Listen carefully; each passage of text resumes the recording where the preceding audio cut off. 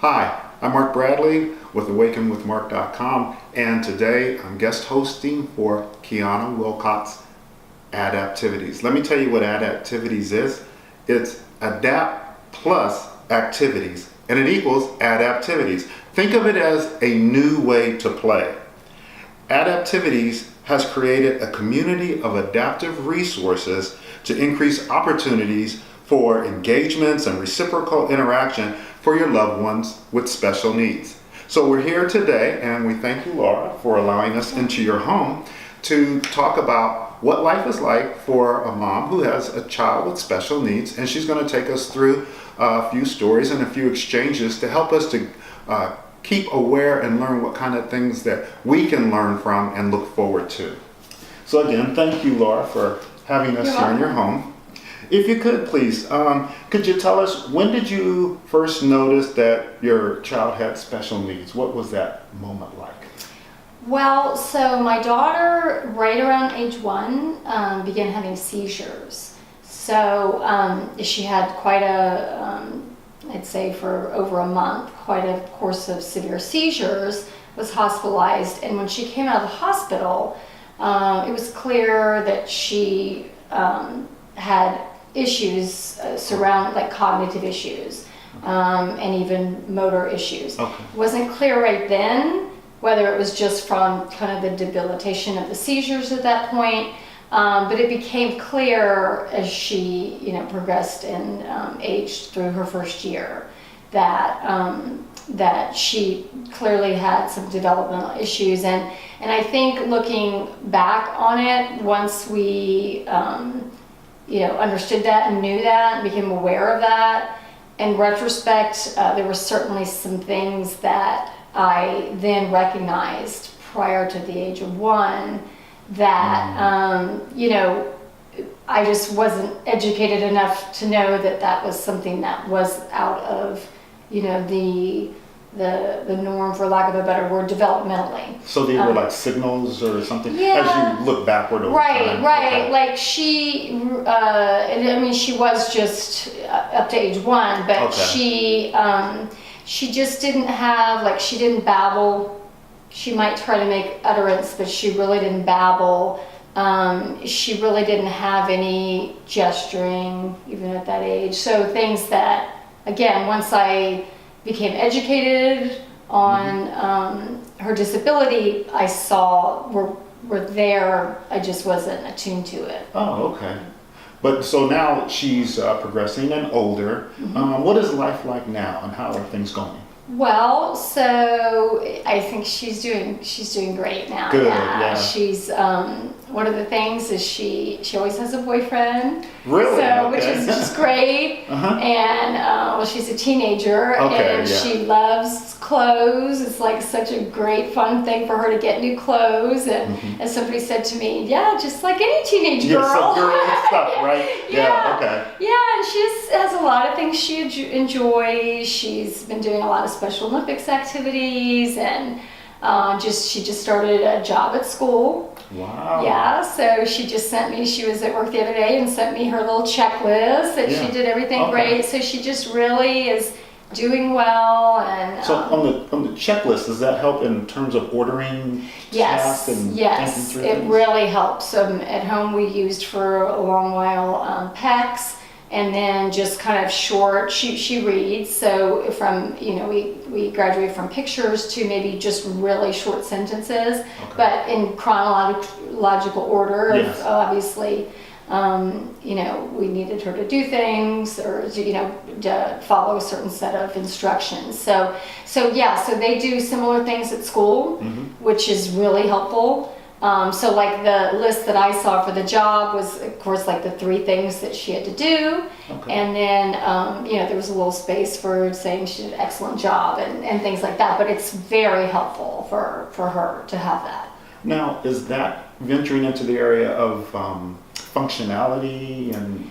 As far as having the list, and is there a connection there between how one functions? Well, I definitely think so, because it just kind of orders her. She's a very kind of has to make sense of the world, right? So it's just kind of giving her that map This is what if she it's just very difficult, as it is for me, and I think a lot of people. I Sure. often say like, oh, you couldn't do anything without my calendar, and I keep Yes, this, and yeah. I just think it's it's just further on, the spectrum of being dependent on that. So Okay. it really orders her, it calms her, Mhm. because she knows what to expect. She can kind of, read through everything. This is going to be the first thing. This is going to be the last thing. So tools like that have been extremely helpful in supporting her and helping her be more functional, like you said, more capable, feel like, a sense of just self-esteem. I did it,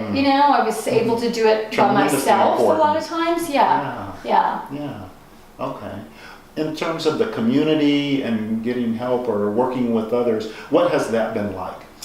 Well, it was, so my daughter's 19. Okay. So I would say, and this is not a, expert opinion, but I would say that I think from the time she was 1 to 19, I think a lot has evolved in the world of autism, and just maybe even, support among the community, or maybe, Okay. I guess a better way to say it, not support, but probably having parents with kids with special needs, having the information available to them and being able to kind of know what's there and what you're looking for, okay, that type of okay. thing. Disseminating, Yeah, like if yeah. you go to the doctor and they know your child's diagnosis, they might be able to direct you where Okay. I think, a decade and a half ago, or even a little more, that was a little bit harder. We were really lucky that we were living here, but we were around a children's hospital, so that was a great Okay. resource, as it is Yeah. here in DC. Uh-huh. They're amazing. But one of the things I think I would say as a parent that's just so important is to really build that team and have that team, have it in place, so when something arises, they know your child, they know you, they know the situation, and you're not in the middle of a crisis going, well, What do I do? Who what do do I I turn do? to? Exactly, because that's just so, I just think so important, so fundamental to just everybody's success. Yeah. The parent trying to help their child, and just getting them the help they need, Yeah. all of that. Oh, okay. Yeah.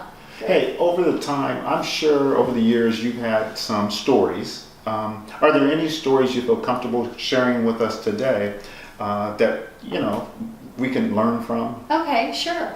Well, one of the things that, speaking of team, that was just a really, really great story. So my daughter does Special Olympics events, and she just has great coaches. I mean, it's just an amazing experience and environment. And so she'd been doing, for biking, she'd been doing one of the short races. And, I saw on the schedule she was going to be doing this much longer race. And I immediately just, started getting stressed and worried, and just thinking, oh, she's going to get too tired, she's going to stop. I was worried about the seizures, which I was immediately told, no, there are people set up all around. Because at the biking, you kind of see them go off and then you see them finish. So, wow. so but that's challenging. Well, yeah, and stressful. But so again, I asked somebody and they said, no, there are people set up everywhere. So, her coach was like, she can do it. So I said, okay, I'm going to back up a little bit. I had to put my trust in him, which turned out to be great, because then she did it. I'll jump ahead. But she just was so proud of herself, of course. Okay. But the thing that, one of the things that was just so wonderful about it was, I'm so worried she leaves, and I'm standing at the finish line and I'm thinking, where is she? She should be finished by now, kind of getting worried again, right? And all of a sudden she's biking up, and she was biking up next to another athlete who was probably a few years older than her. And she comes to the finish line, and I said, oh, you did it. And the other athlete looked up at me and said, oh yeah, well, she wanted to stop, but I just kept telling her, you can do it. And it was just the most heartwarming. Wow. He waited for her. He kept And encouraging. Yeah. Yeah, it was really neat. But I kind of like learned from that, like, okay, sometimes, maybe I need to step back and trust. And, her coach knew her very well. And like I said, there were things in place to help her. So that was and she gained a new member of a team, so to speak, another competitor. Oh, yes. There to encourage. Yeah. Wow. Yeah. Okay. That is really awesome. Yeah, it really was. Yeah. So, wow, this has been interesting learning about some of the things that you've had to experience or the challenges that you faced.